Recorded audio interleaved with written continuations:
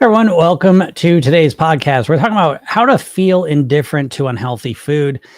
This is one of the most valuable things that one of the most valuable skills you can have in order to master your weight, because the more indifferent you feel to unhealthy food, the easier it is to make healthier choices. And this is a area that a lot of people never focus on. They just assume that they really crave these foods and they're just gonna have to fight against these high cravings. But you can go to work subconsciously on how you perceive food to create more indifference to it and reduce the desire. And it's actually kind of simple. So let's talk about how to do that. So when we think about like the state of indifference, right? So we'll talk about like feeling indifferent, feeling desire, right? These are the two opposites. And so when we want to understand those two states, right? So there's desire and there's indifference. And so how do we understand those in a practical way? Well, we understand there's states. And what a state is, and we're always in a state is your physiology and your psychology. And so when we want to go from craving to indifference, desire to indifference, we want to focus on the physiology and psychology of desire and creating the physiology and psychology of indifference. And once we understand those, that's kind of the first step to making them happen. So we'll talk about those and then we'll get to the second step, which is practicing those. So when we talk about physiology, we're talking about our posture, our muscle relaxation, and our breathing. And so when we're desiring something, we're craving something, a lot of times what's happening physiologically is we're getting kind of tight, tense. We're not really breathing well. We get in an aroused state. And so when we want to feel indifferent, what's the feeling of indifference physiologically? Well, you probably already know when you're indifferent to something, you kind of just don't care, right? It's more relaxed, it's more calm, you're breathing more fully, you're less kind of focused on it. So the first thing we want to do to go from craving, desire to indifference is physiologically relax, calm down, and take more deep breaths. This helps kind of ground us in a more calm, relaxed energy, right? So that's the first step. And we always start with the physiology. We're going to get to the mind in a second, but we always start with the physiology first. And because it's just easier. Thoughts take a little bit more concentration. So we calm ourselves down, relax, and that's first thing. So you can think about a food that you're struggle with, right? So for some people, it's ice cream, cookies, whatever the food may be. And if you realize when you think about them, you start to go into an aroused state almost. And when they're in front of you, same thing. And so what you want to do, again, it works to help this in stages. We'll get more of this in a second. When you practice it, you want to practice it with them not in front of you, right? So you're just imagining in the situations where you're typically exposed to those foods, you can imagine yourself in those scenarios. Notice how you typically kind of like focused in on them, tight, tense, not breathing. And instead, imagine yourself around those foods, feeling calm, relaxed, indifferent. So that's the physiology piece. So let's go into the psychology. So the psychology, the big pieces of psychology are internal dialogue. Like, what are you saying to yourself? So when we feel desire for cookies or ice cream, it doesn't just happen. We're running a subconscious process. We're thinking certain things. We're imagining how it tasted. We're saying things to ourselves like, I can't wait to eat that. We're saying these things to encourage the craving and the desire for it. It doesn't just happen. There's a psychological component to it as well. And so we want to start to recognize, again, there's recognize this, we'll get to this in a second with the practice, but there's appreciating what do we say to ourselves when we really desire and crave something. You say certain things that trigger that desire. And if you felt indifferent to it, now at first we're just imagining, okay? So I'm not saying you're just going to feel indifferent. It's a process of figuring out how do you generate that indifference. And how you generate that indifference is when you're in front of the cookies or the ice cream is you say different things.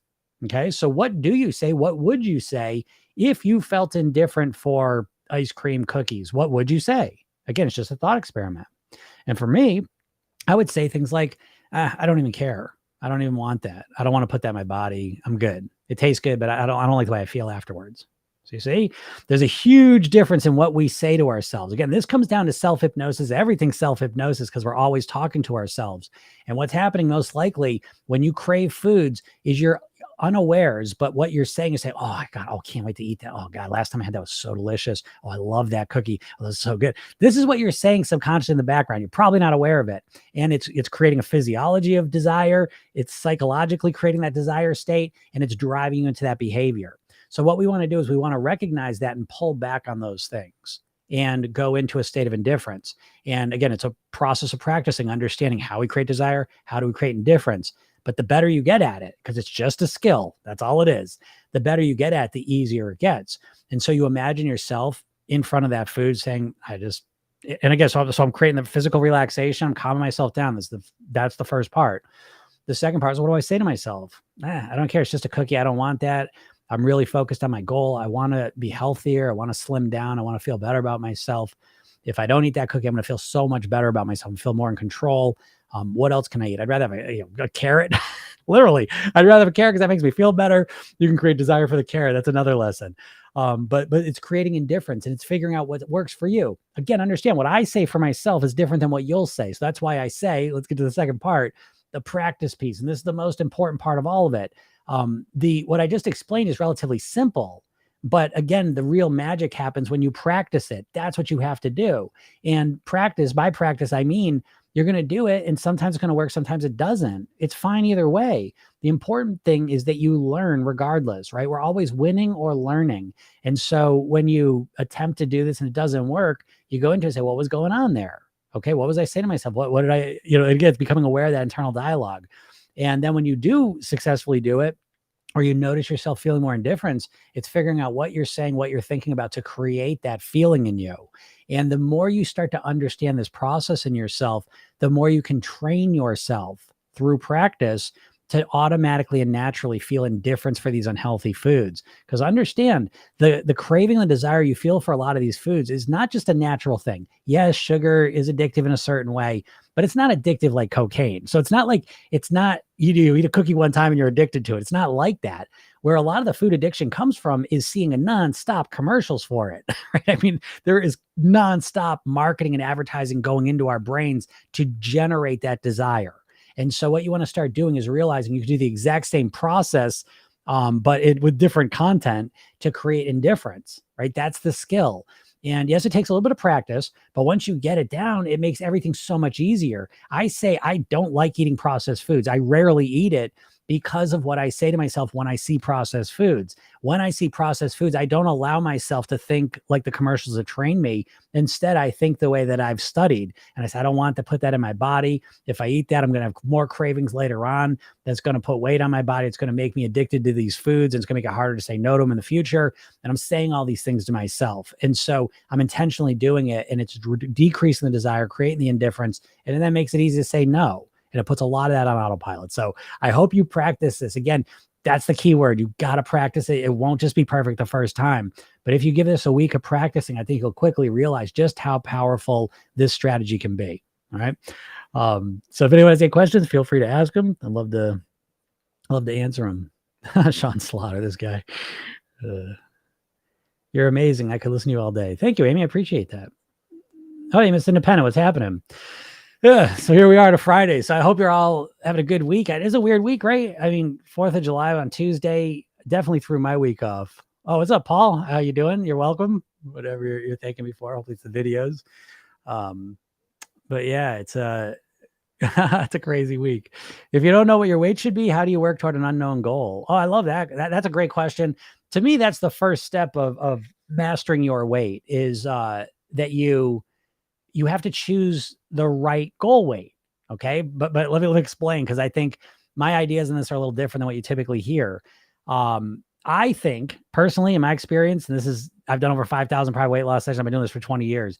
What I've found almost exclusively, almost every time when I work with a client, is when I ask them what their goal weight is, it doesn't have a lot of meaning to them. Meaning they're kind of just saying a number they've been saying for decades. And I say, well, why do you want to weigh that? And they say, well, that's what I weighed when I was 18. That's what I weighed when I got married.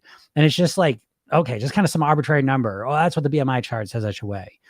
And so we have to give this goal weight some thought, because it really is the core foundational piece of the whole process. And I find a lot of people have a goal weight that's incongruent with what they actually want.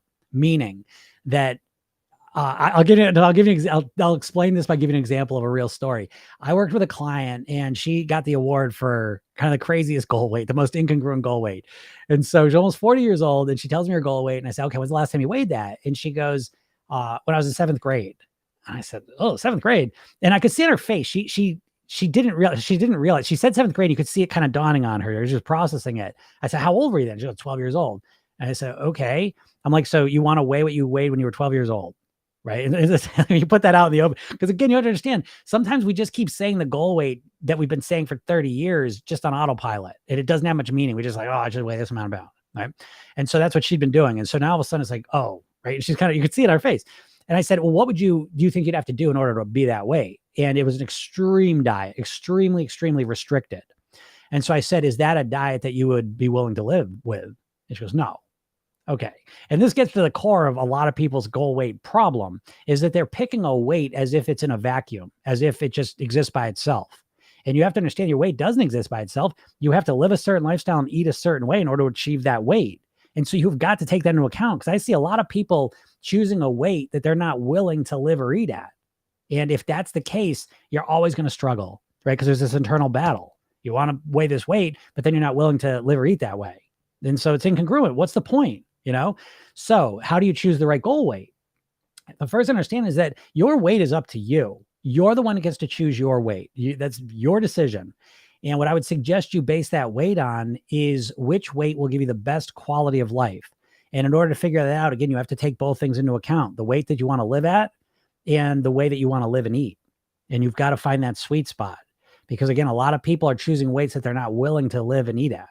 And so you need to raise that goal weight up. Okay. So again, it comes down to which weight gives you the best quality of life. And when you start with that goal, it becomes much more congruent. Now, the next step is you need to give that weight more meaning. And this is another big mistake people make. The main motivation they have is they want to look better. And I'm here to tell you, wanting to look better is not enough motivation. And if you don't believe me, let's go at it. You've been focused on that for how long? It hasn't worked. Okay. So, you're going to argue with me? You know what I mean? It's just not enough. It's an extrinsic motivator is what we call that in the, the science of motivation. It's called an extrinsic motivator, and it's the weakest form of motivation. So how you make the goal weight more meaningful is you attach that weight. Actually, let me take a step back. I suggest you take your goal weight and wrap it in personal development. So it's not just, I always want to lose weight so I can have that number on a scale, be that size clothes, look that way. But it's like, I want to be that weight because that's part of me being the best version of myself. I want to be the best version of myself I can be. And the weight's just a component of that. And when you think of it that way, you start to bring in a lot more motivation because now it's not just about how you look. It's about how you feel. It's about the energy you have to, improve the most important relationships in your life, for you to earn the money you want to make, for you to go down the paths in life that you want to go down. Okay. So we're tapping into more motivation. And so that's kind of how you bring more meaning into it. And when you bring more meaning into it and you get a weight, and you built on a weight that's really congruent, that you really want to live at, and it's going to make you happy. Again, you've done a lot of the work, and a lot of people don't do that. They're chasing a weight that they don't really want to live at. So hope that helps out. First time, I'm glad that helps you. What do you think about alcohol intake? Can I drink and lose weight? Yeah, I believe you can drink and lose weight. I mean, nothing's 100%. People are different. So I don't know your situation, but most people, I think, when you get into weight mastery, okay, so I'm talking about weight mastery, really taking control. So how do you master your weight? In my world, you master your weight by mastering your mindset. And if you can master your mindset, usually you can master different substances, usually. Alcohol being one of them. And I'm an example of this. I was a binge drinker, big problem for a couple years there. And I didn't want to give it up. I didn't identify as an alcoholic. It just didn't sit with me. It just didn't feel right. And so I did really focus on creating a healthy relationship with alcohol. That was my choice. Again, remember, right? This is our autonomy. You get to choose what you want to do. It's no one else's decision. It's no one else's fault. You get to just choose and decide what you want to do. And so I decided I wanted a healthier relationship with alcohol, and I generated that and manifested that. And so I'll drink a couple times a week, usually on the weekend. I'll have a couple drinks. And again, what it all comes down to really is calories. Now, if you're starting out, the more alcohol you drink, the harder it's going to be to lose weight, right? Because it's calories, it lowers your inhibitions, makes you hungrier, messes with your blood sugar. So, again, that's a loaded question. It's a big question because it depends how much alcohol you're taking in, what kind of alcohol, how you're using it, all the rest of it. But I believe in my heart that most people ultimately could consume alcohol in a moderated way and master their weight, most people. But again, you got to, you experiment with it. Maybe you can do that. Maybe you can't though, too. You know what I'm saying? Again, I always say the golden rule of program yourself in is there's no right or wrong. There's only what works for you. So take what I say, and then you get kind of bounce off your own experience, whether that resonates or not. Bonnie says, I need to lose 20 pounds and it's just so hard to get started. I start off good and fall off. Yeah, Bonnie, I mean, I wouldn't be surprised. You probably, first off, you don't need to lose 20 pounds. No one needs to do shit. Okay. So no, we got your subconscious mind, which is everything I'm talking about, is very literal. And when we frame our weight loss in terms of, I have to lose 20 pounds, I need to lose 20 pounds, I should lose 20 pounds, subconsciously, we interpret that as we're being forced to do it. And we feel like we're losing our autonomy and we start to rebel against it. And that's part of what you're feeling, right? You feel like you're fighting a part of yourself, and you are.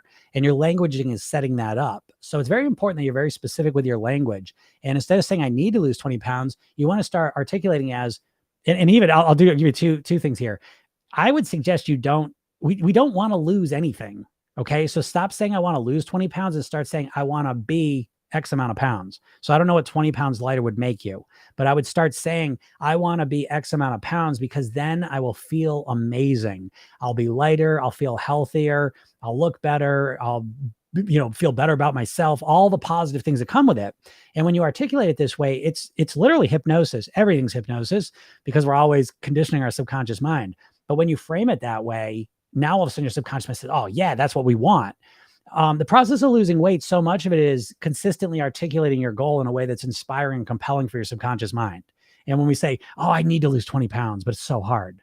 Oh, that sounds like shit. Right? That's not an inspiring path I want to go down, right? Which path you want to go down? I need to lose 20 pounds because I feel like shit, or I want to weigh X amount of pounds so that I can feel amazing. I'll be the best version of myself. I'll wake up energized. I'll feel good in my clothes. I'll feel good about myself. My relationships will improve because I'm so happy with myself and I have more energy and more focus. And do you hear what I'm saying? Well, one path's way more inspiring. And that's so much of this process is consistently inspiring ourselves, and people, they're just all doing it wrong. What can I say? When it comes to weight loss, the biggest problem isn't the information piece. If you could put literally every single workout and diet into one bucket, how could I categorize all of them the same way?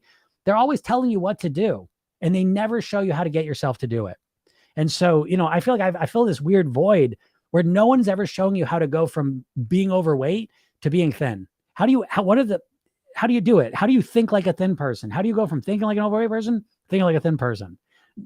No one shares this stuff, So I think that that's kind of where I fill up. So again, it's not rocket science either. It's obvious stuff once you hear it, but it's hard to just come up with on your own. Again, it's taken me 20 years, 5,000 private weight loss sessions to really come up with all these strategies and techniques. Let's see. And I finally hit my goal weight, but I do not feel satisfied. Yes. Okay.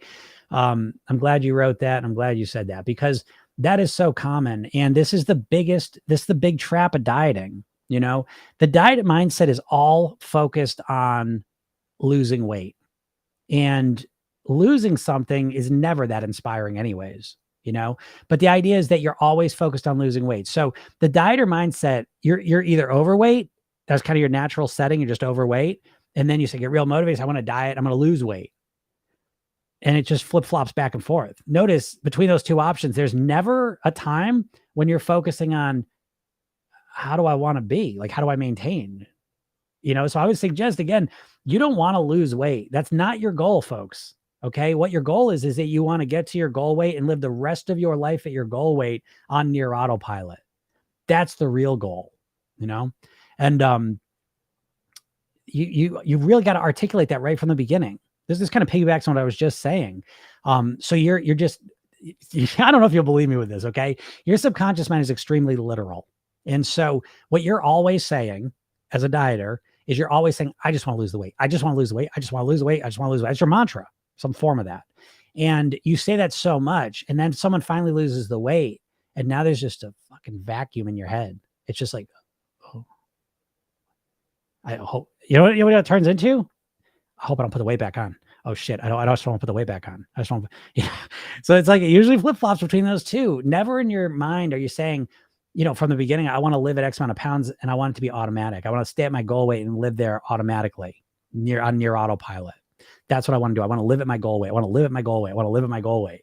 Right? That's a completely different mantra to be saying in your head, and it sets you up for a completely different path to walk. And it's not about the weight loss, because the big problem with the diet mindset is that there's this arbitrary, phony, fake finish line There's no finish line, folks. I hate to say this to you because I know it feels disappointing to you, but you got to know this.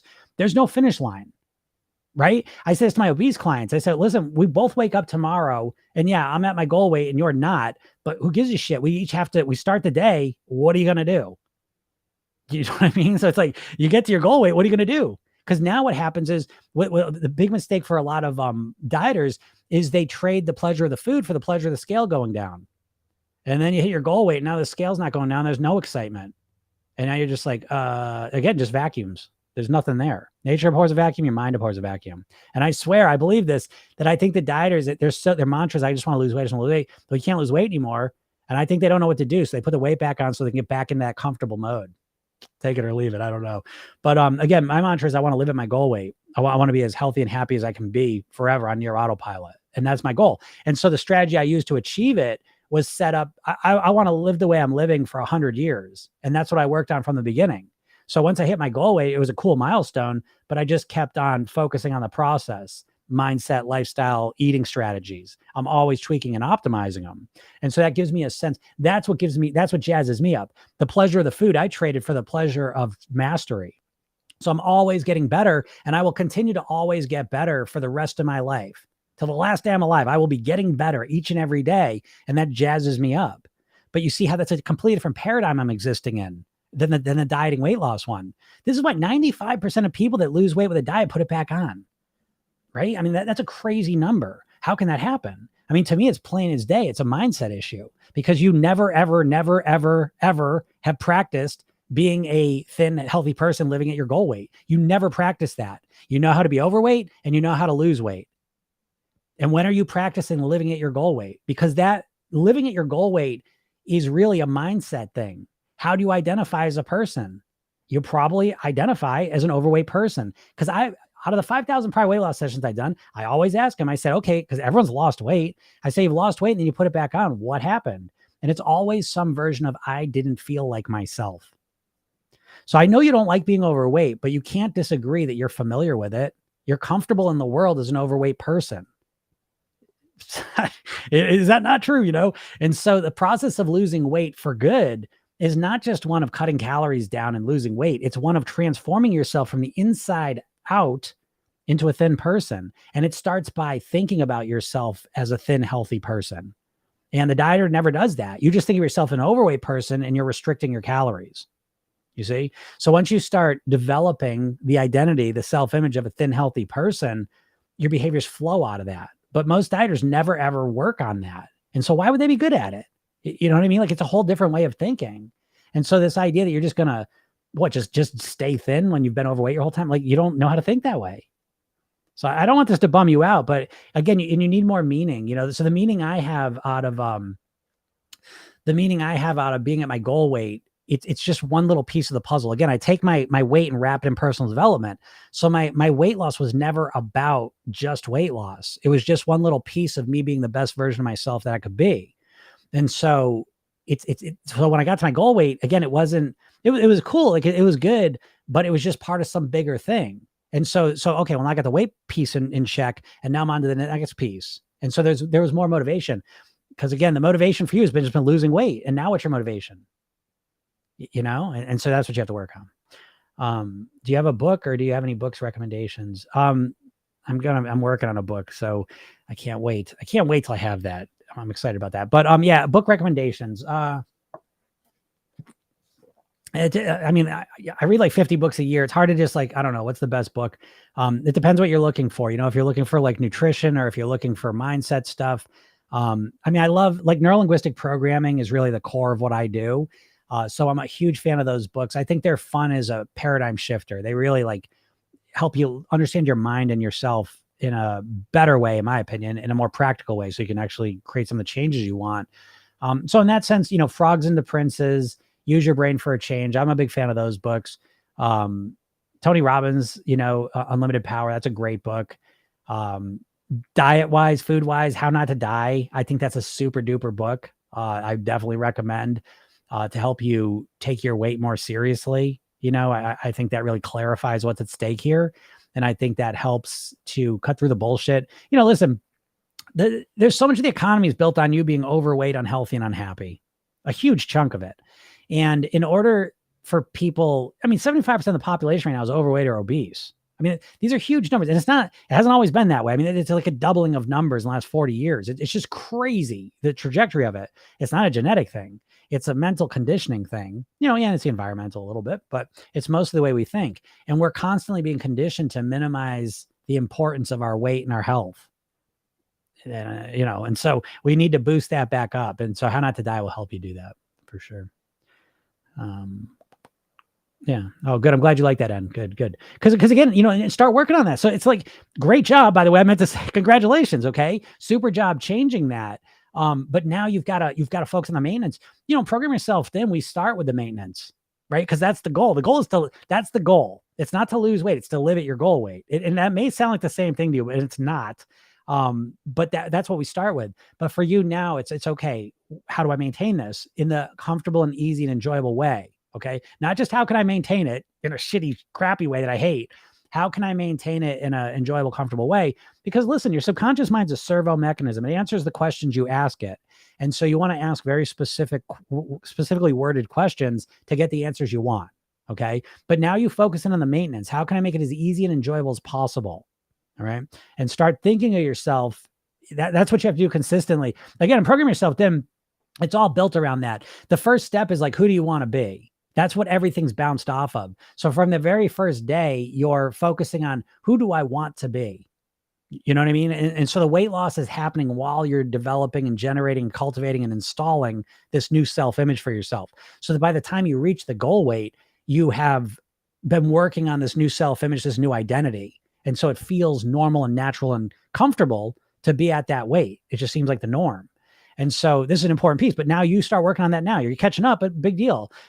It's fine as long as you start focusing on that. A lot of people never focus on that, right? They're just stuck in their diet mindset and they're trying to always restrict themselves, but now there's no pleasure or weight loss. That's the wrong way to do it. All helps. Hey, 33 million K between massage sessions. I'm going to end up having an ED, but I get so hungry if I even tried. I don't know what that means, but I'll tell you, man, that talk about, like, I know never gets triggered these days, but I get triggered because, I mean, I get it. It's funny. I always say this. I've been doing this, right, personally for 30 years, 20 years, professionally, helping people lose weight, right? Program yourself. Then I've been doing it for 20 years. And, it's been crazy because my whole career is like helping people lose weight, right? People are struggling to lose weight, help you lose weight. And it's like, I got on TikTok about a year ago and it's like, so I'm sharing all the things I help people lose weight with, but now all of a sudden it's like a different audience sees it, the eating disorder audience. And then they take everything I'm saying a different way. And I got to tell you, that was very shocking.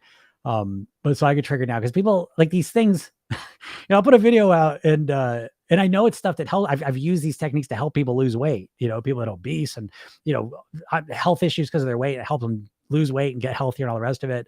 And people say, oh, it's going to give me an eating disorder. That is a bummer, I would say. That's probably the worst thing about doing this on TikTok, because this is like a mission for me, right? So it's like I have a coaching program. I'm kind of like the Robin Hood model where I charge a lot. It costs a lot to work with me one-on-one. I have a coaching program, it's an investment.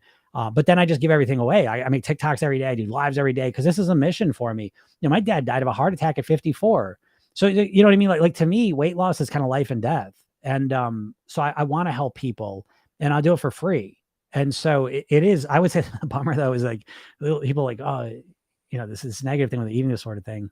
But I don't know. I guess I just keep on going. But anyways, so I don't even know if you might just be saying that casually. I don't know. But anyways. What I'm saying, by the way, has nothing to do with eating disorders, because really it's about being happy with your body and nourishing yourself and being as healthy as you possibly can be, but in order to do that, for a lot of people that struggle with eating, you know what I mean? Like I talk about strategies to not eat so much, and someone with an eating disorder looks at it and says, oh, mess me up and it's dangerous. Anyways, maintenance is key. That's where I failed, but the diets weren't sustainable as I'm learning. Yeah. Left 22, that's 25. That's exactly it. That's why, again, when we start with maintenance, right? So in the program yourself, then we start with the idea.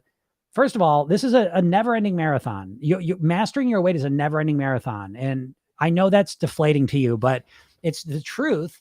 And you need to recognize that because you're approaching weight loss like it's a sprint. Like you start here and you get to here and then you're done. That's how you're subconsciously approaching it. And it's not, it's never ending because you get to your goal weight and then you want to maintain it, don't you? Don't you want to stay at your goal weight or do you want to put the weight back on? Right. Well, you want to maintain it, right? So it makes no sense. This is so important. If we start with a focus of losing weight, we're going to choose unsustainable methods most of the time because all we care about is just losing the weight quickly. If we start with the goal of I want to live at my goal weight, we tend to choose more sustainable methods. So when I started my weight loss, I said, I'm only going to do things that because I remember this clear as day, 30 years ago. I remember sitting down and thinking about it. Now, again, I've been exposed to NLP and hypnosis and all this other stuff, so I could think about it more clearly. I interviewed people that had lost weight and kept it off. So I had a lot of good stuff to work with for the first time. And what I said to myself, so I'm not going to do anything that I hate doing. And so right off the bat, I was like, I hate working out. I hate it. I hate going to the gym and lifting weights and working out and doing cardio. I fucking hate it. I'm not going to do it. And so I'm going to build around my strengths. So what do I like to do? Well, I'm kind of lazy. I don't like cooking, don't like eating. I'm like, I'll just eat less. That's what I'll do. I'll master what I put in my mouth. And I'm going to master my weight because that I'll be able to do for the rest of my life. And so everything was bounced off of, could I do this when I'm 100? Could I do this when I'm 100? Well, I want to do this when I'm 100. Would I want to eat this way for the next 100 years? And, so what ends up happening is I now have a way of eating that I love. I love it. I love how I live. I love how I think. I love how I eat. And so that's way easier to stick with, as you can imagine. But it's because I started with that idea that this is how I want to do it. And so, yeah, most people, they take extreme measures to lose weight and then they try and figure out the maintenance. And so I would suggest that you extend your time frame and take it slower and build up a strategy that works for you so that when you get to your goal weight, you're just coasting along and you enjoy how you're living and eating, and you've got strategies that make it easy for you. I don't know. It's like such a profound concept. It's so simple too. And that's like, to me, that's the best stuff, is like the stuff that's kind of obvious once you hear it, but people never think about it spontaneously either though. Bonnie says, every day is tomorrow. Well, how did you decide today's the day? Okay, Bonnie. So I'll answer that very clearly. The reason every day is tomorrow is because you hate the diets, right? So listen to this, everyone. Okay, please get this, is you think about weight loss all day long and you've been doing that for decades. Okay. But you don't ever start it. Why don't you start the plan? Why? Because you don't want to. Why don't you want to? Because it's too fucking hard, right? Think about this. Think about this from another perspective. The dieting thing is so crazy that you're going to start tomorrow. Every diet, right? We always start on a Monday. Why do we start on Monday? Because we need to be focused, motivated, ready to go. Why do you need to be focused, ready to go on Monday? Because what's going to happen? You're going to way overcorrect. You're going to start your diet and you're going to eat no carbs. You're going to not eat for 16 hours. You're going to cut your calories in half. You're going to stop eating fat. You're going to stop eating ice cream from now on, right? And it's like you way overcorrect and you overwhelm yourself. It's so overwhelming, you can't stick with it. And now you create this fear of it. You don't want to do it because it's wicked hard and you know you're going to fail. Every diet, it's like an endurance test. Endurance test, they test your heart and stuff. You ain't beating an endurance test. There's no beating it. There's just seeing how long you can do it. And that's kind of what a diet's like for you. And this is why you avoid it. So how did I decide to do it? I started way easier. I made it easy. I reduced to the ridiculous. And program yourself thin. We're not trying to think about it. The diet, you're starting on Monday, 100% perfect, right? That's the goal. You're starting 100% perfect and you're going to be 100% perfect until you reach your goal. That's what you're thinking, which is fucking bananas. I just made a video on this. Like, how in the world you haven't been eating this way and all of a sudden tomorrow you're just going to start eating that way from now on? Like, it's so silly, but you think this way because you've been hypnotized by the diets and you can't even think clearly. So the program yourself then is built around the 1% philosophy. We get 1% better tomorrow than we were today. The next day, 1% better, 1% better, 1% better. Why? Because it's manageable. I don't feel overwhelmed. I feel like, okay, I can get a little bit better. And on top of that, there's the program yourself then technique, which is the core of the whole program, which is when you learn how to program your own mind. So really, it's a 1 to 2 minute self-hypnotic programming technique. It's a redo rehearsal technique. And the reason for it, half of it, the redo technique, is that we learn from mistakes. Because when you diet, metaphorically, what you're thinking about like a diet, you think of it like a sprint. And with a sprint, if you trip just the littlest bit, you're going to lose that race. The only thing that wins a sprint is perfection. And that's how you're thinking about a diet. And so it's so much pressure and it's so much effort and so much work. And you're just waiting for the failure. You're waiting for it. And so that's why you avoid it. It makes sense. Your subconscious mind's protecting you. It's like, fuck that. I hate that. And the older you get, the harder it is. Almost all my clients end up being 40s is about the youngest, usually 50s and 60s. And they're all almost always very successful in different areas of their lives, but not with the weight. And what happened is they've tried all the different diets. And, funny thing is, it's not the diet that you try that didn't work. It's the one that did work. And then you put the weight back on. Those are the most destructive. And it creates this belief and association subconsciously. Well, even diets don't work. Even when I succeed, I fail, and so that's what you're avoiding. And so you've got to change the whole process up and make it comfortable. And most importantly, what I was going to say is, because you're approaching your diet like a sprint, and like, again, with a sprint, if you trip a little bit, you're going to lose. And so what happens when you put things into a sprint format is any little mistake feels catastrophic. And this is where we get to the all or nothing thinking of a dieter. And so again, you don't want to do that. And so you just avoid the whole thing.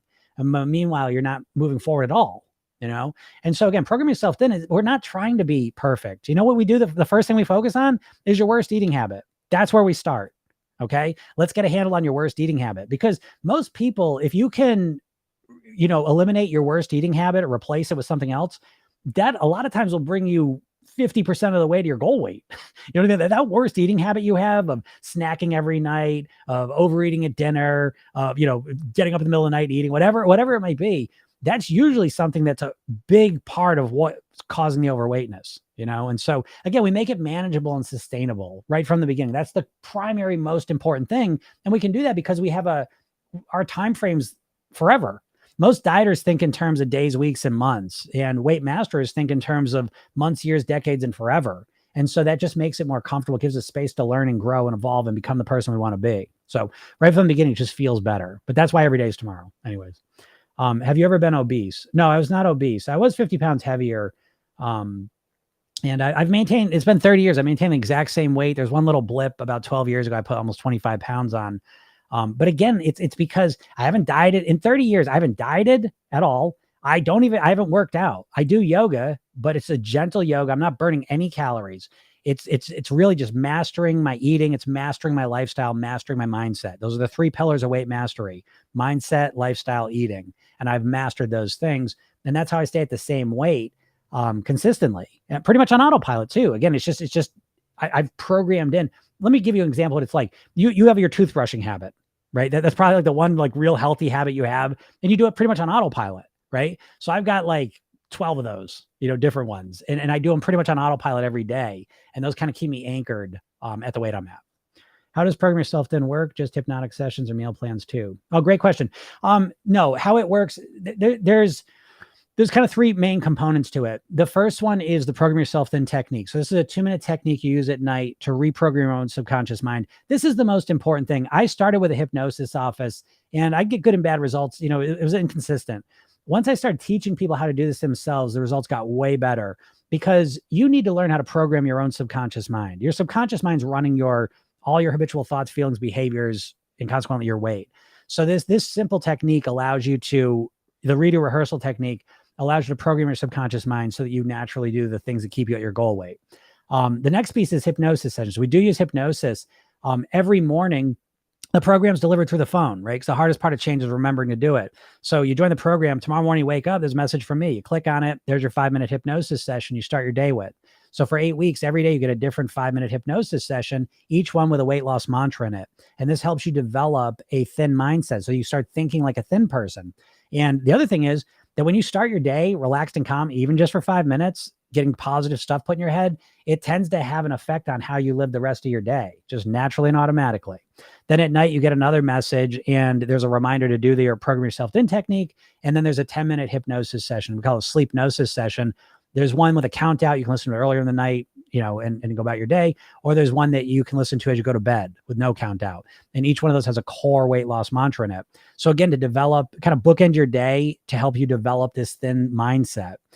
Then there's a weight mastery workbook where you're going to develop your weight mastery blueprints, your mindset blueprint, your lifestyle blueprint, your eating blueprint, because you've got to customize them around you. That's one of the biggest problems with diet. The idea that someone's going to give you a diet plan or a meal plan, you're just going to follow it.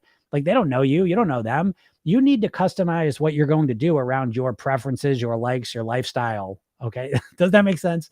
And so you create your own weight mastery blueprints. And then there's coaching. I coach you for 8 weeks, every Tuesday and Thursday. You get to work with me. We do Zoom calls. So you end the program with a thin mindset, and you have your blueprints, that are a living, breathing document. You can change them, tweak them, all the rest of it, but you have a plan that's based around you, for you to achieve your success. And that's probably the most important thing, right? Is to have your own customized plan that you enjoy.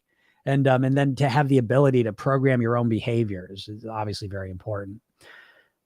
For me, I had a health scare. Since then, I'm looking after myself a lot better with everything.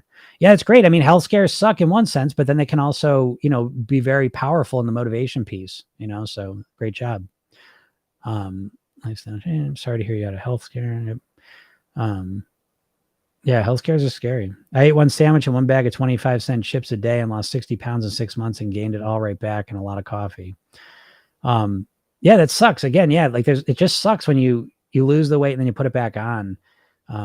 But I will say this. Okay. So I know most of you have probably done that. You probably lost weight and put it back on, and it's a point of pain and feeling a failure for you. I would suggest you reframe that and use that as an opportunity to learn from it, learn what not to do. You did it once, you can do it.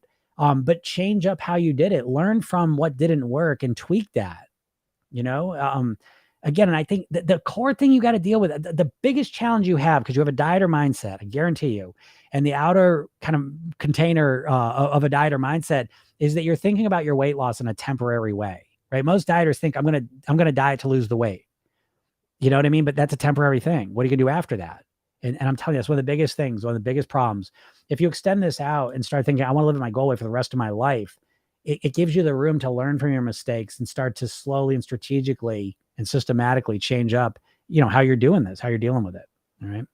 Oh, what's up, Mishikam? I am well. I'm doing great. Can't wait. Friday. That kicks off my pleasure eating day, for those of you that know. How often should you weigh yourself? I mean, there's no shoulds. It's always up to you. I'm a big fan of weighing yourself every day when you want to lose weight. Now I obviously understand, a lot of people have different hangups with the scale.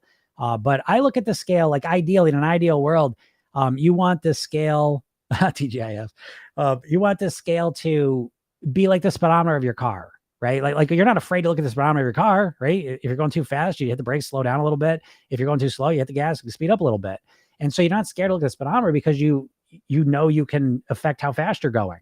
And so one of the core reasons you're so scared of the scale is because you feel like you don't feel, deep down that you really almost have no ability to influence your weight. You're thinking about losing 50 pounds. You don't know how to lose 5 pounds. I'm not saying this to be an asshole, but I mean, you got to recognize that decades and decades of dieting, as little about how to lose weight now as you did before you started your first diet, which should be, I'm trying to shake you, say, stop fucking dieting. It's not giving you what you need in order to master your weight. It's that saying, right? That insanity is the definition of insanity is doing the same thing, expecting a different result. But I mean, is that not what you're doing with the weight loss, right? You just keep thinking that dieting is like, it's so crazy. Again, I'm not being an asshole. That I'm doing this for your benefit, but think about it. Let's take a step back and think about what's going on subconsciously in your mind. You think like there's going to be some magical Monday that's going to appear, and all of a sudden you're just going to start following whatever your plan is. It's keto, intermittent fasting, low fat, Mediterranean, whatever you're thinking you're going to do. And that day's going to come. You're just going to follow it perfectly. Like, why? Why would you?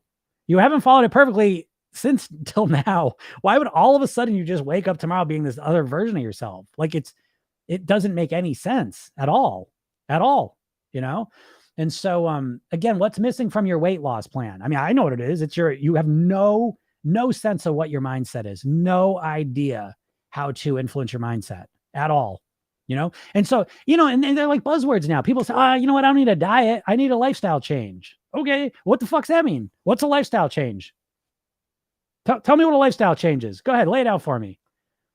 Oh, I need to change my mindset. Okay. How are you going to do that? What's your mindset? What? Lay it out. Let me hear. What? Oh, those are just words you said. You don't know what they mean. Again, not to be an asshole, but so I'm going to tell you what they mean. I'm not going to be a dick and just, not tell you what I'm thinking. So program yourself. Then we start with the mindset. Mindset is the number one most important thing impacting your weight. More important than genetics, your hormones, insulin resistance, any of it. Hashimoto's, PCOS, all of it. It's It's more important. And so mindset and program yourself, then we start with mindset. And the first thing you do is you got to learn motivation. You don't know how to motivate yourself. Let's be honest. If you did, you'd be losing weight. You're not motivated and you don't know how to motivate yourself. And so that's the first thing we go through. And I take you through what I call the motivation matrix. Level 1 is how to use pain and pleasure. Level 2 is intrinsic, extrinsic motivation. It's the science of motivation. Did you know there's a science of motivation? It might be helpful if you did, huh? It might be useful. Then we move into like, once you're really motivated, now we get to the real work, which is your self-image, the way you think of yourself. If you're overweight and you've been overweight for 10 years, you think of yourself as an overweight person. And so to be thin, it's incongruent and you're going to battle against it. Do you ever feel like you're battling against yourself and you try and lose weight? That's why. You think of yourself as an overweight person. So you need to change that. You need to create a new identity of being a thin, healthy, happy person that you want to be. And you need to give birth to that almost, right? And so I take you through that process. You fill in the blank stuff, right? The next step is how to change your habits. Do you know the neuroscience of habits? Would it be helpful if you did? Because what are you doing? You're just winging it. What are you using to change your behavior? I know what it is. You know what it is. It was one thing, right? Willpower. You're trying to use willpower to change everything. And it's not up for the task. I mean, if you understood your mind, you'd know that. Your willpower is a prefrontal cortex process. Your prefrontal cortex is about 10% of your brain anatomically. The other 90% of your brain is what's running the show. And you're trying to use this little part of your brain to control all of your automated behaviors. To put it another way, imagine you had to consciously remember to breathe all day. We'd all be dead. As important as it is, we'd get distracted and we'd forget to breathe. So you think you're going to make all food decisions? You make over 200 food decisions a day. And so what? You're just going to start tomorrow making all brand new food decisions? No, what happens is you wear yourself out. Your willpower is a muscle. It's not this never ending source of energy. It's a muscle. And the more you use it, the quicker it gets depleted. Is this ringing? Is this making, put some light bulbs on? This is why you can do it a couple days. And then what happens? You just go in autopilot mode and you start eating everything you normally do, So there we go. Right? That's just the first 3 of mindset. Okay. Now we go into emotions, and I'm thinking about making emotions its own level in the pyramid because it's so important. But we've been trained in the society to use food as our main emotional management strategy. Do you know how to feel the emotions you want to feel in your life? More importantly, do you know how to deal with the shitty emotions you don't want to feel without food? Like, do you have any idea strategies to deal with those things? Well, if you don't, how are you going to stop eating the food? Because you're eating the food emotionally for positive reasons. You're using it to relax, to calm down, to keep the depression and the loneliness at bay. You're using it for intentional good reasons. So you don't need to stop emotional eating. You need to find better ways to deal with your emotions, right? Then we move on now to think like a thin person. Do you know about solution and problem-oriented thinking? Do you know about growth and fixed mindsets? Do you know about the questions that thin people ask themselves? Probably not. Would it be helpful if you did? Right? And then there's maintenance. We start with maintenance. What the fuck? You think you're going to do maintenance in 6 months when you get to your goal weight? What the fuck? You don't think you need to know about maintenance now? How about learning maintenance now? Because who are you to think you're going to get to day 2? You need to maintain from day 1 to day 2, week 1 to week 2, month 1 to month 2. You need those maintenance strategies right now. Pretty valuable stuff, right? So that's the mindset piece you go through. And then there's the lifestyle piece, right? So, I got to change my lifestyle. What do you mean? Well, what do you mean? What do you think when we say lifestyle? I'm gonna lay it out. There's eight habits that we look to install, just like a toothbrushing habit, right? So I got these habits in my life now that run every day. And I don't want to overwhelm you because there's 8 of them. Because again, I teach you a 5-minute technique to get 6 of them into your life, right? So what are the habits in order of importance? Proper sleep, hydration, relaxation, breathing, nourishment, movement, meditation, gratitude. You get these 8 things in your life on a regular basis. You transform yourself at a cellular level, biologically, mentally, emotionally, in every way that supports you to eat better. If you're living an unhealthy lifestyle, you're not going to be able to keep your weight off because you're not going to be able to eat right. If my lifestyle falls apart, I can't eat right. With all the mindset shit and all the eating strategies in the world, without the lifestyle piece, everything falls apart. So I guess what I'm ultimately saying is that your weight mastery is really a holistic process, and Program Yourself Thin is a comprehensive approach to mastering that. But you got to stop thinking about your weight loss like it's a bank account, like credits in, debits out, calories in, calories out. Yes, on a technical level, absolutely. But in order to keep those calorie in, calorie out at the right level, you need all this other stuff. So stop thinking like a bank account. Realize your weight loss is like the stock market. There's all these different factors that are impacting it in subtle little ways. And when you take a comprehensive, holistic approach, it feels better immediately. And it starts to feel like, now I get it. Okay. So it's a little more to take on than just like, I'm going to count my calories, but it feels right. And it feels like, I finally understand it. Again, because we're after mastery, not just losing weight. So I hope that makes sense. Came across your videos today and they really hit with me. That's awesome. That's awesome. That's why I put them up there. So yeah, watch them. And by the way, everyone, listen, if you're not in my world here, go to in TikTok, you can go to my bio, click that link and go get the hypnosis session. I'll give you a free hypnosis session. It's the new Thin Me. It's a kickstart session. So it's designed to help you clarify what your weight loss goal is and connect to it. And you'll feel it generates more motivation and excitement to eat well naturally without willpower. You test that. It's free. Okay. And then as soon as you sign up for that, I bring you to a training, 3 steps to master your weight. You ought to watch it. Right. I just lay everything out for you. Okay. And then when you sign up, I email you regularly. Again, I do this. I have a coaching program. Okay. But I also just give a lot of stuff away for free. I really want to help you. Okay. So, if you haven't gotten that, you really ought to. And if you're not on, TikTok right now, you can go to programyourselfthin.com and you can sign up for that hypnosis session. Bonnie says you give the best answers. Thank you. I do give the best answers. Like, not to be conceited, but I really do give the best answers because I have been in the trenches. I really do this stuff with weight loss that no one does. And I know this because I did a series a few years ago called The Elite Body. And I interviewed a lot of the top online fitness trainers and nutritionists. And I remember one of them I'll always remember this, but it was Craig Ballantyne. He did Turbulence Training, which was a huge program back in the day. And I said, what do you do when you have a client who's not motivated? And he's like, what do you mean? I said, well, when you have a client that's not motivated, what do you do to kind of get them on the right track? And he's like, what are you talking about?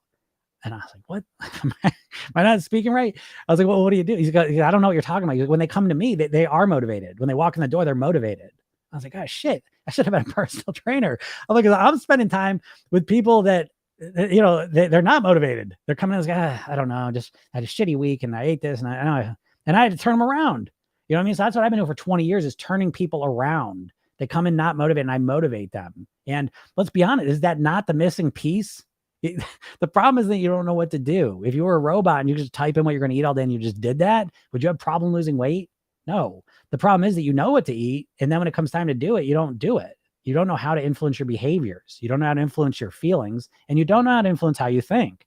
And that's what I've been focused on for 20 years. So yeah, the answers I give are practical, you know, and on top of that, I'm using conversational hypnosis. So I am speaking to your subconscious mind as well. But but the answers are practical. That's my favorite compliment too, is like, that's my favorite thing from clients when they say like, it's the most practical solutions. Cause that's what I'm for. Think about it. Every diet and workout program, every single one of them is just giving you information and then just leaving you on your own. You know what I mean? Like, is that not true? That's how I think of every single one of them. Every diet works if you followed it perfectly, but none of them work because you can't change how you think, act, and behave. You know what I mean? So it's like no one talks about the elephant in the room is that you don't know how to change your behavior. You know what to do.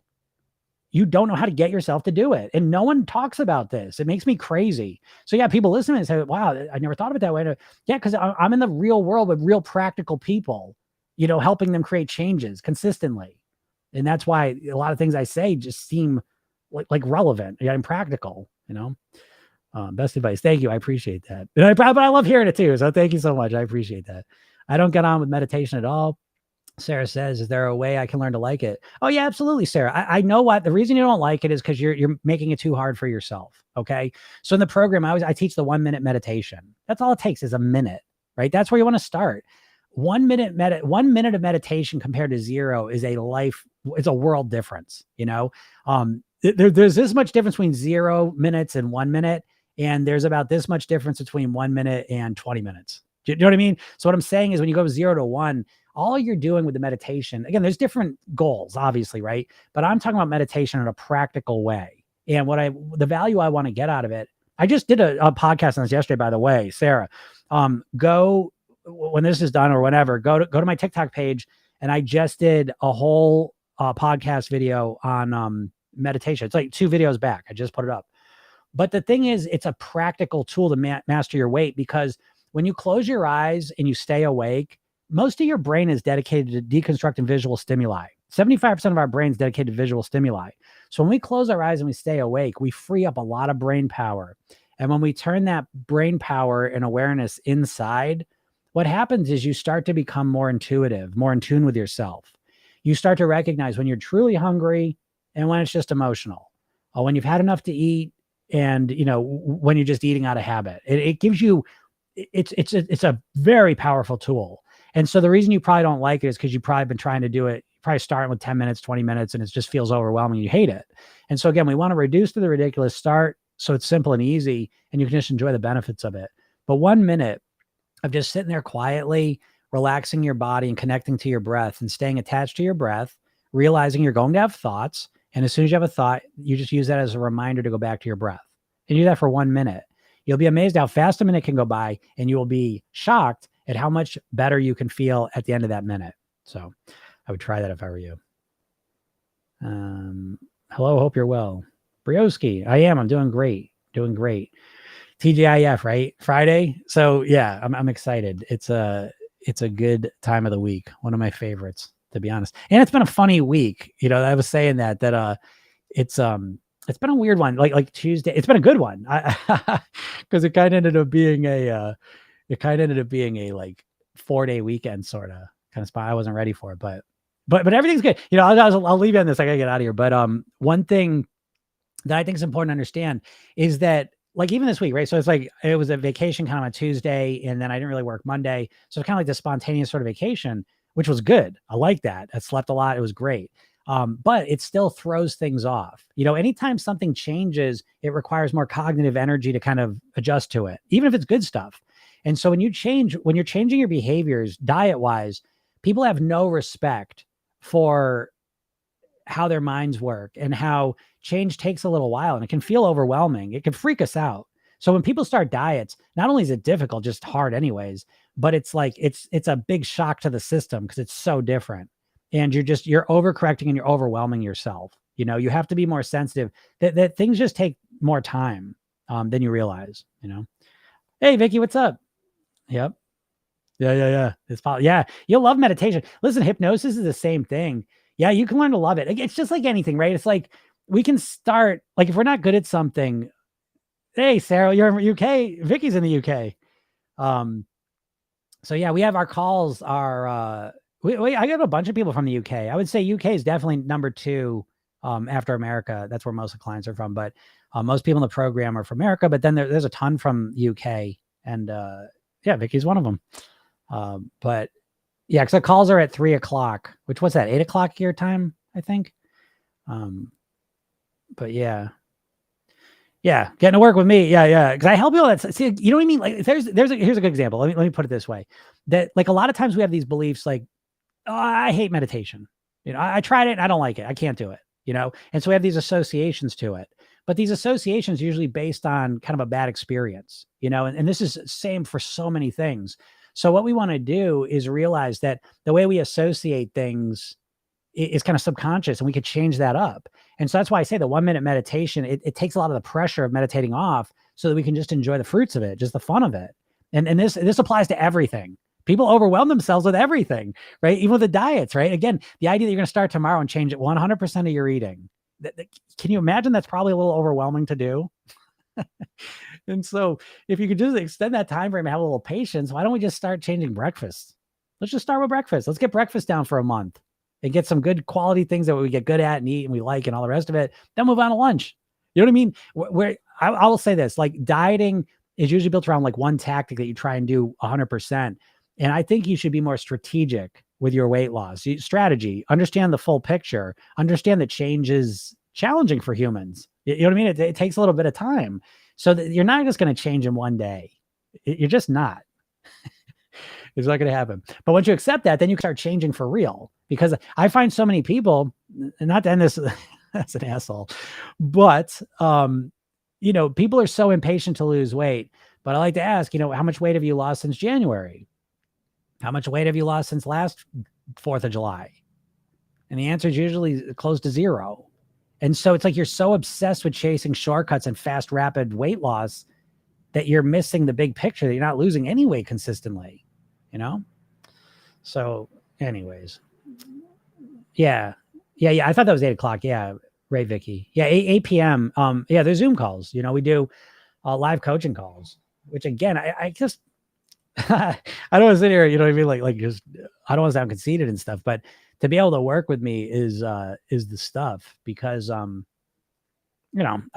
ain't too many of me, to be honest. And you get to work one-on-one with me right now for, again, it's 25 grand to work with me privately. And, you get in the program for way less than that. And you get to work with me twice a week. It's crazy. And, yeah, I can just turn your shit around. That's what I do. I turn people around, just when you thought you had this belief and you thought this was the truth. And it turns out, nope, that's not true. The opposite was true, and you do that consistently. It's inspiring. It's freeing. And again, the whole time I'm teaching you how to do that, so you take control of your own mind. That's the key thing. But yeah, 8:00 Tuesday and Thursday evenings, right? When you start a new program, is always an inconvenience here and there, how to keep on track. Yeah, no, I get that, but that's because you're starting a new program thinking you got to be perfect with it. I get, so here's one of the benefits I had. I was just lucky with this, but when I started the whole weight mastery thing, I almost around that same time I had started martial arts and guitar and yoga. And the value of those three things is that they're paths of mastery, right? You don't master any of them in a month. It's not even possible. You don't master any of them in a year. And when you really get honest with yourself, you never master them. There's always ways to get better at all three of those things. And so I started thinking my weight the same way. And so when you play the piano, if you have a good teacher, a half hour a day is enough to get really good. If you do it consistently, you wouldn't start by playing 8 hours a day. That would overwhelm you. But metaphorically, what people are doing with their diets is it's like they're starting to play the piano 8 hours a day to practice, right? Because they're just impatient. But it's a short-term strategy, not a long-term one. And so, yeah, it's hard to start a new program because think about how you're trying to start the new program. It's so crazy. I mean, even in Program Yourself, then we have a 5-2 model of eating. 5 days of clean eating, 2 days of pleasure eating, right? So even, I just have to get through 5 days and I get 2 days to eat what I want to eat, And so people, I don't want to do that. Those 2 days, I'm just going to slow down my weight loss. Maybe in a month, but you're not going to be doing your plan next month. So what's that going to do to your weight loss, right? So the reason it's so hard to stick with a program, it's so hard, is because you're making it hard. And listen, they portray themselves that way, right? It's all or nothing. Program Yourself, then we're all or something. Let me show you this. I'll just so all or nothing, right? So most of the time people are at the nothing. This is you at your regular lifestyle, eating patterns, whatever, your normal weight. And then you say, that's it, I got to lose the weight. It's usually preceded by some painful event. You see a picture of yourself, you step on the scale, you get really upset. That's it. I got to lose this weight. I'm going to do it. Give me the extreme plan. I'm going to do all of it perfectly. And you do this for a couple days, a couple weeks, maybe. And then what do? You go back to nothing. And you keep alternating between these two. Right. But most of the time you're spending here doing nothing. Right. Because you got I'm going to do everything perfect. I can't do anymore. And you just fade back to doing nothing. Let's be honest with yourself. That's what you do. And so with Program Yourself, then what we're looking to do is, you can be all sometimes, fine. Sometimes life goes, everything's going smooth. You got energy, focus, time, all the rest of it. Cool, be all, okay? But who gives a shit? Because you ain't going to be all for long. You're just not. So what we want to focus on is from going from nothing to something, right? Because it's way easier. This is way easier. This little shift here is way easier than going from here to here. Thanks, Vicky. Does that make sense, folks? Right? Because this right here might be 30 pounds and it's easy, So again, we want to go from nothing to something, and then we can all be all too sometimes. But now that we're something, it doesn't feel overwhelming. We're keeping it up. We're consistent. We're long-term with it. Holy shit. Now I've been doing this for a year and now I keep getting better and better and better. Your something keeps getting better and better and better. Next thing you know, you're here. This is where I'm at. Okay. My something's up here. And then sometimes I get really motivated and focused and I'll do some all stuff for a little while. And I always revert back to something. Doesn't that make more sense? I don't know. It makes more sense to me, but can't stop binging. Don't even know. It's like I don't know how to stop, like I'm trying to reach. No, I get that. I understand that. The binging thing, not only is it a physical thing, but more it's a mental thing. And you when we get in that binge cycle, you binge and then you feel terrible about it. And you're in this constant cycle where you're always getting like flip-flopped around. You don't even know where your foundation is.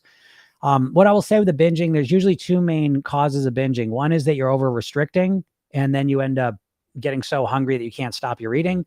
And the other one's usually emotional, that there's emotional stuff going on that you don't want to deal with, don't know how to deal with. And so you use the binge shame cycle to avoid that feeling.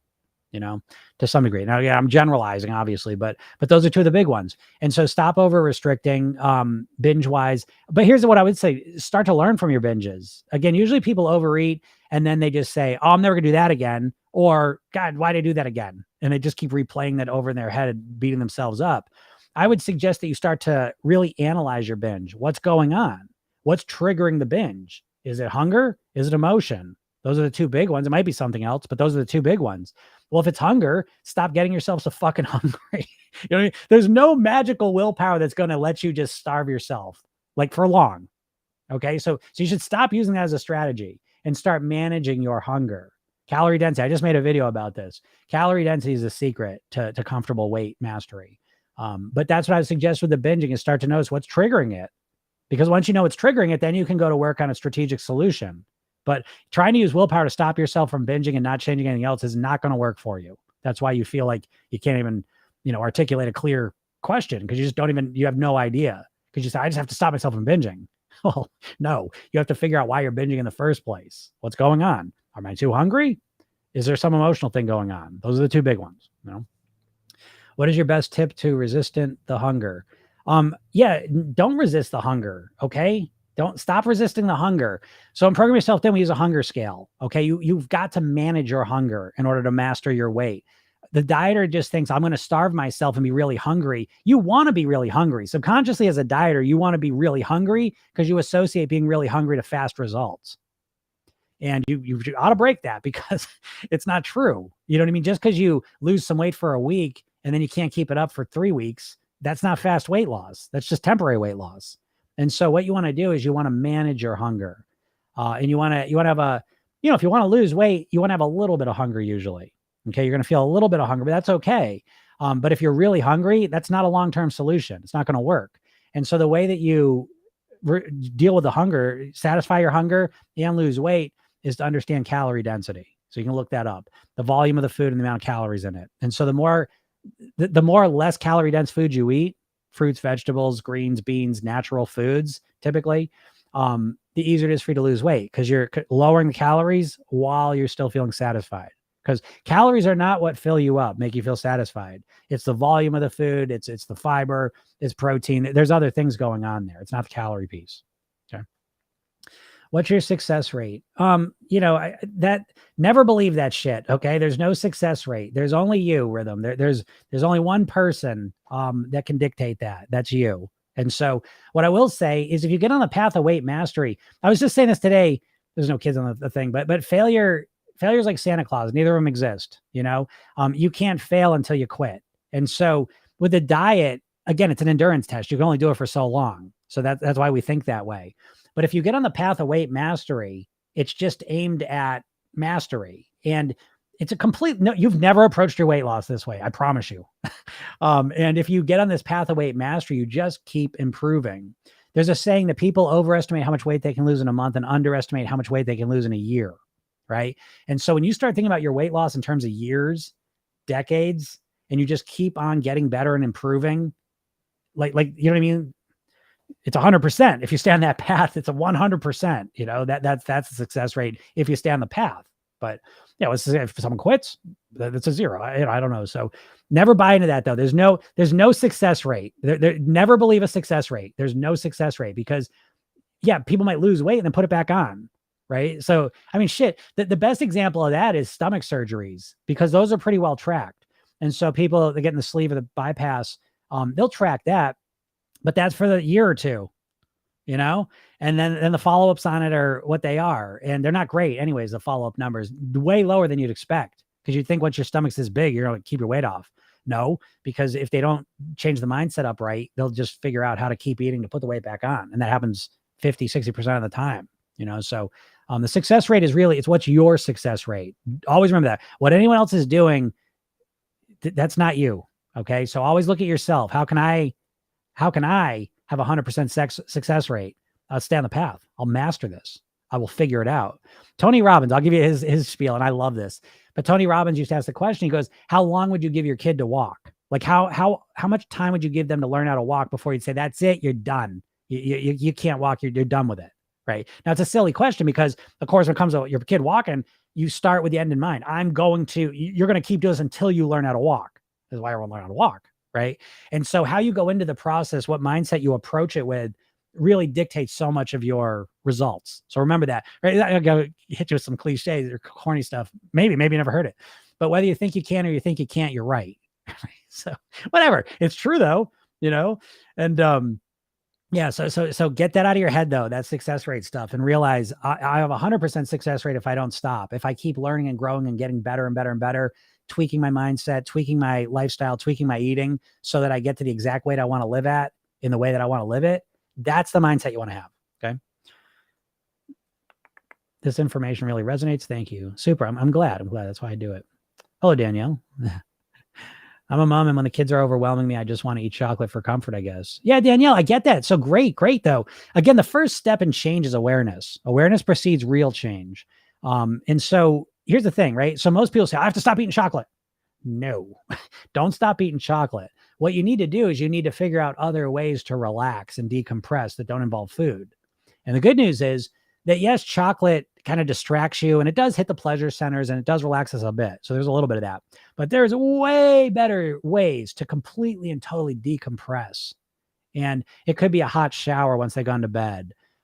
It could be, curling up with a good book on the sofa. It could be having a conversation with someone that you care about. It could be doing some yoga. It could be dancing. Again, it's up to you. But once you figure out, this is the big mistake people make with emotional eating. They say, I got to stop emotional eating. No, you don't. That emotional eating is serving a positive purpose. In this case, the chocolate is helping you relax and decompress from the overwhelm. Okay. So we ain't going to get rid of the chocolate. Get rid of the chocolate. You get rid of the relaxation. And all of a sudden the overwhelm comes at you. So fuck it. I don't care. I'd rather eat chocolate and be overweight than feel this way. You see? So we don't want to do that. What we want to do is we want to identify, what am I looking for here? Okay. The chocolate is how I relax. Okay, great. What are some other ways I could relax even better that don't involve food? And you probably don't have the answer right now, but you're not asking that question. Once you ask that question, you get the answer in a genuine way that really works. Well, now it's easier to not eat the chocolate because you have a better strategy to relax. Your mind always makes the best choice available. Most people have shitty choices available. They've got the food to relax or not have the food and be overwhelmed. Well, out of those options, I'll take the chocolate and relax. You see? So we got to find the deeper reason why we're doing it and find a better way to achieve that. And then now the chocolate just becomes the flavor, the chocolate piece of it. And that's a lot easier to say no to or to limit. Okay. And by the way, they might not. It's not even just getting rid of the chocolate. It might be reducing the chocolate, eating a little bit less of it, so it's not really affecting your weight, and implementing other relaxation strategies. So again, there's a lot of ways to go about it. Thank you. Really makes sense what you said about keeping track. Good. I'm glad. Yep. There it is, Vicky, right? No failure, only feedback. And totally agree with the sand analogy. Right. That's awesome. Good, Danielle. I hope that helps you. All right, everyone. Thank you so much. I appreciate it. Have a super weekend, and we will talk soon. Bye.